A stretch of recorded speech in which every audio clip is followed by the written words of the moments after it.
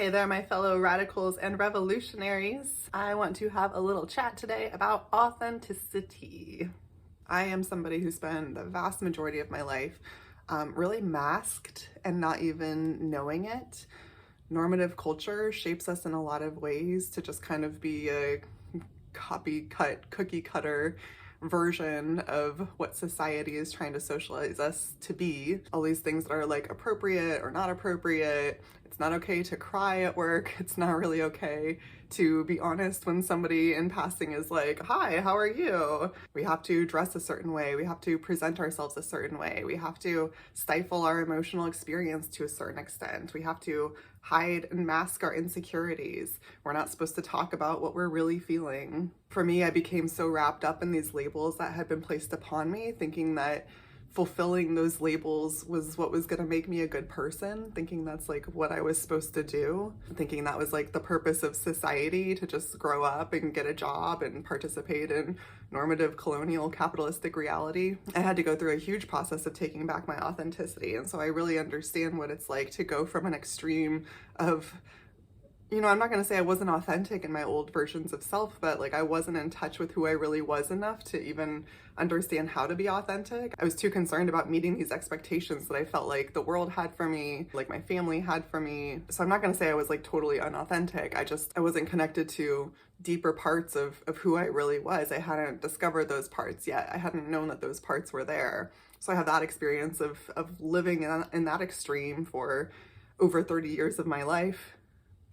A little less than 30, actually. I was about 30 when I started to shake things up. And then now on the other side, I feel like I'm living the other extreme of really, really leaning into authenticity, really directing my life around authenticity, and really being only available in spaces where authenticity is prioritized and where I can show up and be who I am and be with other people who are showing up and being who they are, where we don't have to wear those kinds of masks and pretend to not feel things, or pretend to always be okay, or pretend to be these like professionalized robots. Like that's what I felt like I was kind of trained to be. It was just a professionalized helper robot, always ready to do a task, always ready to serve other people, never really giving that same time and energy and focus to me, to my deeper parts, to my authenticity, to my authentic expression. And what I'm seeing now, what I'm feeling now as I'm walking this journey deeper and deeper into authenticity and finding pockets and spaces and people and community that I can do that with, that are meeting me in my need and desire to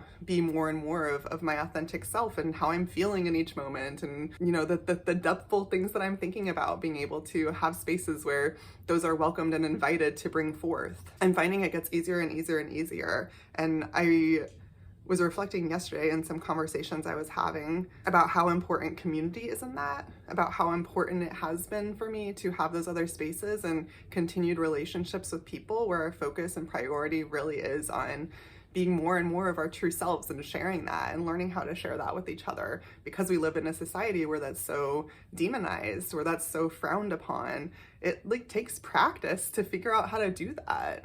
And it's been interesting coming back into the Midwest, because I'm more surrounded than I was when I was living in queer utopia land in California. I'm more surrounded by normative culture and people who are in those kind of ways that I used to be, of being very masked, of that like, hi, how are you? I'm good. How are you? I'm good. Like those sort of cultural exchanges that are polite, but like not really meaningful. And I'm seeing in conversations that I'm having with folks who live here, just how influencing that experience is, how influencing it is to be surrounded by people who are inauthentic, and how difficult it is to find our authentic voice and our authenticity when that's what we're surrounded by, when everybody else looks at us like we're weird for wanting to share our emotions, or for having big questions about the world, or questions about ourselves, or questions about humanity, when the parts of us that are different are shamed, are frowned upon, are conflated with weakness, with not being safe and making ourselves at risk of attack.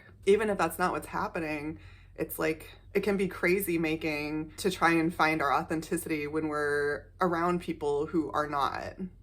It can be crazy making to try and express our authenticity when people around us don't understand it, don't connect with it, can't relate to it. It can make us feel really alone. And so an imagery, a metaphor, analogy, I don't really understand the difference between those things, that came to me yesterday about this is like, the gift that we offer one another when we show up in our authenticity, especially in spaces where that's so rare. And the image that came to me is it's like a radio dial. When we're able to find those pockets of authenticity, when we're able to find people and community and spaces that are meeting us there and who want to explore these human experiences more depthfully as we do. It's kind of like we tune our radio together, like we tune our radio to the channel of authenticity. And then as we leave and we part, you know, we might like auto-tune back into our old programming, and then we come back together and we find those spaces and we find authenticity, and we tune back into the channel of authenticity. And what we do through this is it's a ripple effect. Using myself for an example, when I show up in one-on-one conversations, I'm offering a level of authenticity that, especially here in the Midwest, people don't often get access to. And it invites and allows the person that I'm engaging with to more deeply tap into their authenticity too. So they're like tuning to my radio channel. And it gives us that experience of connecting on a different level, of experiencing like a new wavelength. And what pleasure activism teaches us is that when we have experiences that expand us, when we have experiences that feel really connective and depthful to us, it changes us. It changes our standards of what we're interested in. It changes our standards of what we feel is possible. It changes our standards of like what we're willing to tolerate. So as we tune those radio dials for one another, we're also changing our standards. We're changing our understandings of what's possible. When I show up in my authenticity, I'm showing somebody else like, hey, you can do this too. And just because other people in your reality, in your world, in your life might not see and understand or relate or want to do what you're doing, there are people out there who do. It's not weird. It's not weird. It's authentic. So many of us need that. I think we all need that, but some of us really feel that. And we do that for one another. It's like a ripple effect. If we can show up and be authentic in our connections with one another, we show one another that that's possible. We give one another permission to be able to do that. And so then even when we're back in those normative spaces where everybody has a mask and people aren't saying what they really feel and maybe aren't even aware of what they really feel, we can still tap back into that memory of when we were able to auto-tune our little radio channel. We can still use that as a resource. We can still pull strength from that experience, that knowledge, that feeling that showed us that we're not alone. We can pull that with us and then use that in those spaces. And maybe we invite other people to start auto-tuning their radio channel to what we're broadcasting, to that frequency of authenticity. And this is what I feel is like shifting culture. This is what shifts culture when we, and that's what they talk about in pleasure activism too. When we experience things that change our standard of understanding what's possible, we don't forget that, we internalize that, we remember that, we carry that forward with us.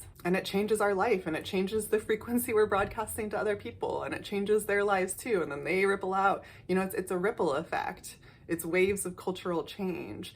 And by tuning ourselves consciously to those frequencies that we want to tune into, the frequency of authenticity or other things too, we're part of a system, we're part of a wave, we're part of a movement that is shifting the cultural frequency, the cultural fabric of our society, that is creating more pockets, more circuits, more networks of authenticity that we can tap into and share with one another and show one another what's possible, that we don't have to live these cookie cutter box existences, that there are places where people want to hear and understand our depthful feelings, our sadness and our joy, our hurt and our pleasure. There are spaces where authenticity is welcomed, where authenticity is recognized as normal, natural, healthy, and essential for a happy human existence. We can move away, we can evolve out of these colonial roots that teach us that sameness is the priority, that blandness is the priority.